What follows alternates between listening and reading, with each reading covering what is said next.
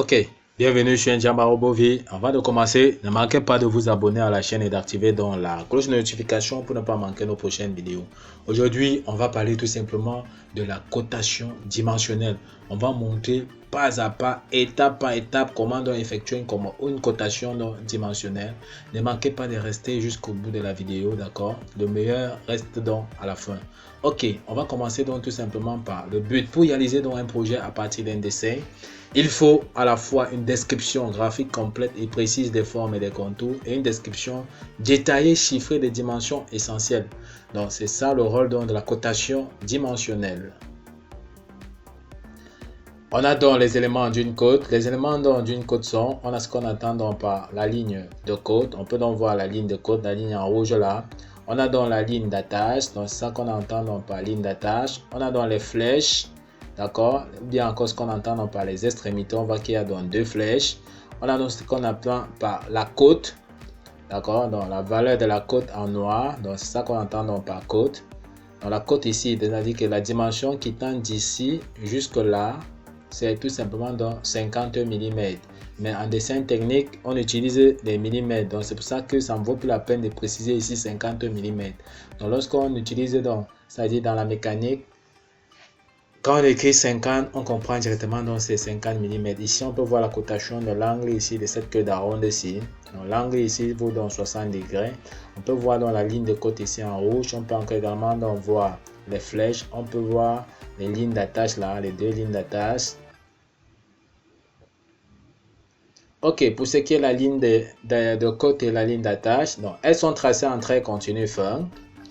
Une ligne de côte ne doit jamais être coupée par une autre ligne. Les lignes d'attache peuvent se couper donc entre elles. Comme nous avons vu, voici dans la ligne d'attache ici, d'accord, et voici dans notre ligne de côte. Pour ce qui est des extrémités, une extrémité est représentée par une flèche. Si on manque de place, on peut reporter les flèches à l'extérieur des lignes d'attache, comme ici.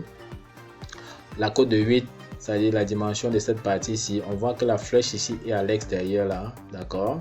On peut regarder encore le bout ici, c'est-à-dire la côte de 3,5. On peut voir qu'on a mis la flèche à l'extérieur. Pourquoi? Parce que si la flèche se trouvait ici à l'intérieur, on voit bien que ça devait occuper tout l'espace ici. Donc on a renvoyé dans la flèche à l'extérieur avec sa cotation. On peut remplacer également les deux flèches opposées par des points. Donc on peut voir ici tout simplement la côte de 8 ici. On peut voir qu'on a mis dans des points. D'accord, la côte de 5 ici, on a utilisé des points. La côte de 8, on a utilisé des points, ainsi de suite. Donc, voici une autre façon d'effectuer la cotation. Ok, la valeur de la côte, comme nous avons dit précédemment, elle est exprimée en millimètres ou en degrés. Donc, pour les mesures de longueur, on utilise dans le millimètre et pour les angles, c'est en degrés. La valeur de la côte ne doit jamais être coupée par une ligne du dessin. Donc, ça, c'est une règle à respecter. Elle est située au-dessus d'une ligne de côte horizontale. On peut donc voir une côte horizontale. On peut donc voir une côte horizontale ici à ce niveau-ci. D'accord? La côte donc horizontale ici vaut donc 50. On peut voir comment la côte est au-dessus de la ligne de côte. Ça, c'est une côte horizontale. À gauche d'une ligne de côte verticale, ici, on peut donc voir la côte verticale à ce niveau-ci. On peut donc voir la côte de 25 ici qui est donc une côte verticale. Si on manque de place, on peut utiliser une ligne de repère. Donc, comme ici, nous avons donc montré à ce niveau-ci, comme ici, il manque d'espace. On a utilisé donc une ligne de repère pour repérer que cette côte-ci vaut donc 4 mm.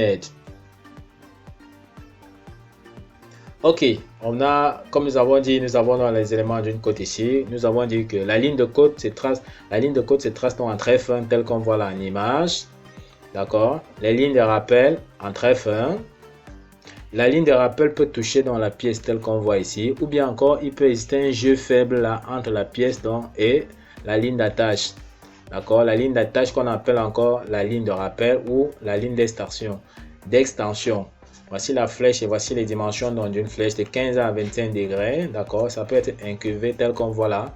La longueur de la flèche va de 2 à 3 mm. Ok, ici on montre donc les différentes cotations comme nous avons vu ici. Donc voilà une forme de cotation ici. D'accord, on montre comment donc placer tout simplement les côtes. Ici nous avons donc les différentes façons donc de coter, comme nous avons dit. Ici on veut montrer que ici on voit qu'il n'y a pas assez d'espace pour coter dans cette partie-ci. On voit que la ligne d'attache ici est donc inclinée. On peut voir que les deux tiers ici sont donc inclinés ici et parallèles pour définir la côte de 3. Donc pour montrer que cette dimension-ci vaut, cette petite distance-ci vaut 3. La même chose, on a envie de coter dans cette partie-ci, la distance qui tend d'ici à là, qui vaut donc 15 mm. On trace donc, arrivé ici, on peut voir que c'est incliné là, mais incliné, les deux là sont parallèles pour définir que cette variation-ci, cette distance-ci vaut donc 15 mm. Ok, pour les cotations multiples, on nous montre comment on peut donc coter ici, tel qu'on voit là, d'accord? On a donc la cote de 20, la cote de 28, la cote de 22 ici. Pour coter donc, revenons ici sur le paysage que nous avons ici. Pour pouvoir repérer dans le trou de paysage, on peut donc voir comment on a coté donc la cote de 10 ici. Les flèches de la cote là sont à l'extérieur, comme nous avons dit, donc c'est une possibilité. On peut donc voir côte horizontale, la côte au-dessus, côte verticale à gauche, d'accord? On peut voir comment on a défini dans la position du centre de trou ici par les côtes de 10 dans le sens vertical et par la côte de 10 dans le sens donc horizontal. Et le diamètre donc du trou ici vaut donc 10 mm. Et si on constate bien, la flèche ici orientée est orientée vers le centre du trou qu'on pèse à ce niveau-ci, tel qu'on peut voir là. Dans l'espace entre nos différentes côtes ici, cette dimension ici peut être de 8 mm. Là, entre les lignes donc de côté ici, ça peut être 6 mm. D'accord, donc ça c'est à titre donc indicatif. Pour ce qui est donc des écritures des tolérances, ici on peut donc coter des pièces en utilisant donc des codes tolérancés ici, comme ici on a une cote de 115 max, c'est-à-dire 115 maximal. Ici on a donc 45 ici, la longueur, la dimension donc de la cote de notre rainure ici, 45 mm. On peut avoir la dimension qui tend d'ici à là.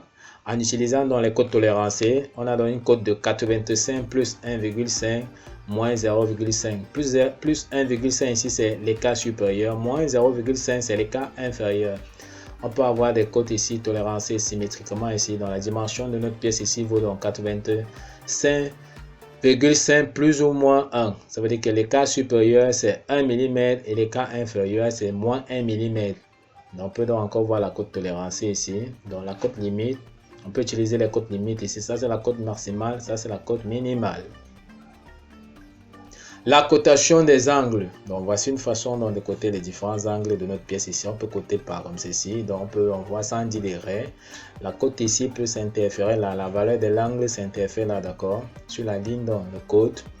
Ici on peut donc coter encore ici plutôt comme ceci, 110 degrés, ou encore là 70 degrés. Donc voici les différentes façons de coter donc les angles. Bon, voici donc encore une figure qui nous montre comment coter dans les angles. Là, on peut donc voir une image à ce niveau-ci. Donc, la cotation des angles, il suffit donc de respecter un peu ce que nous voyons là en image. Pour ce qui est de la cotation des diamètres, on a donc ici en image ici le diamètre donc de cette pièce vaut. Donc, ce symbole-ci signifie donc diamètre. Ici, on a donc diamètre 40 mm. On peut donc regarder ici sur la figure ici, dans le centre de notre cercle là, on voit que si on veut coter, donc on veut nous faire comprendre ici que le diamètre qu'on doit mettre ici, la flèche sera toujours orientée donc vers le centre ici, le centre donc de notre cercle. Dans le centre de notre diamètre ici, on peut donc voir les différentes flèches.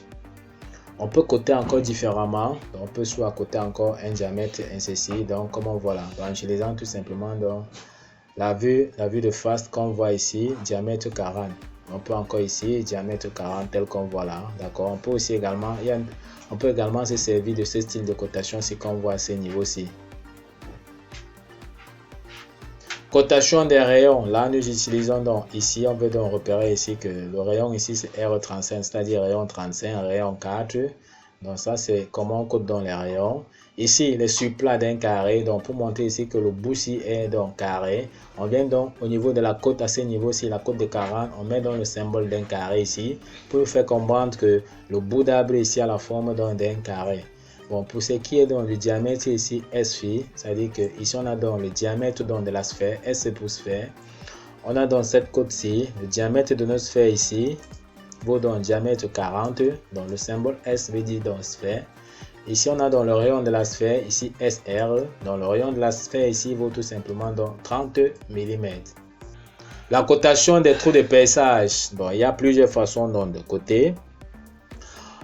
On doit préférer un style de cotation, d'accord, pour diminuer plusieurs côtes sur notre dessin. Ici, il est préférable donc, au lieu de coter diamètre 15 ici, qui est dans le diamètre de la marge ici, Diamètre 10 qui est le diamètre donc, du trou de perçage. Et ici, la profondeur donc, de notre lamage. Il est préférable donc, de coter une fois ici.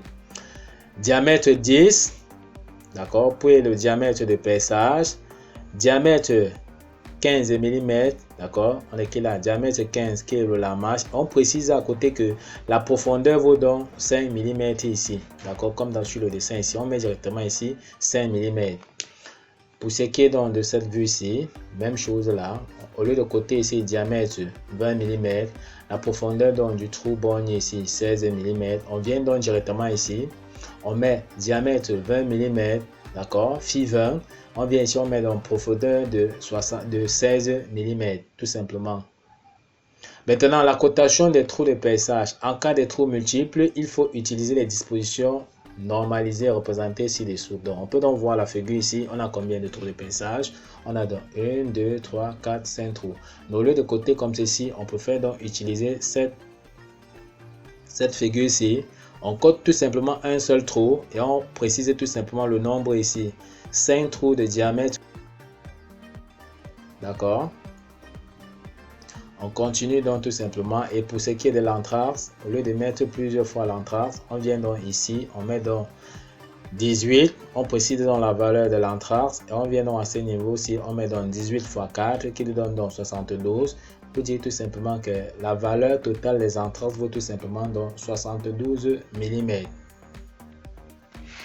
La cotation donc des trous de perçage. On peut donc voir comment on cote dans les trous de perçage.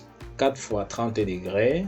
Ici, qui nous donne donc 120 degrés qui est dans cette partie-ci. Donc la dimension ici 30 degrés, 30 degrés, 30 degrés ici, 30 degrés là. Donc voici notre façon donc de coter les diamètres. On précise tout simplement ici 8 trous de diamètre 12 également repartis. Et on vient ici, on cote tout simplement dans le rayon de différents trous, d'accord, où sont alignés nos trous de diamètre 8 mm là. Diamètre ici 60 mm. On peut encore préciser ici encore une autre façon. 4 trous de diamètre 8 repérés Z. Donc sur la figure, on repère tout simplement les trous Z. Cotation dans des trous de perçage. Il est possible aussi de coter tout simplement les trous de perçage par des différentes coordonnées telles qu'on voit ici. Les coordonnées du point A, les coordonnées du point A2, B1, ainsi de suite telles qu'on voit là. Donc c'est une autre possibilité de représenter donc les cotations des trous de perçage.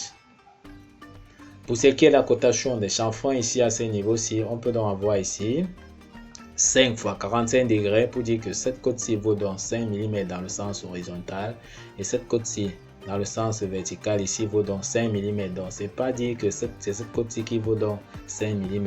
Donc c'est la côte horizontale ici qui vaut donc 5 mm et la côte verticale ici vaut donc 5 mm. Donc on peut faire coter ici une fois 5 fois 45 degrés.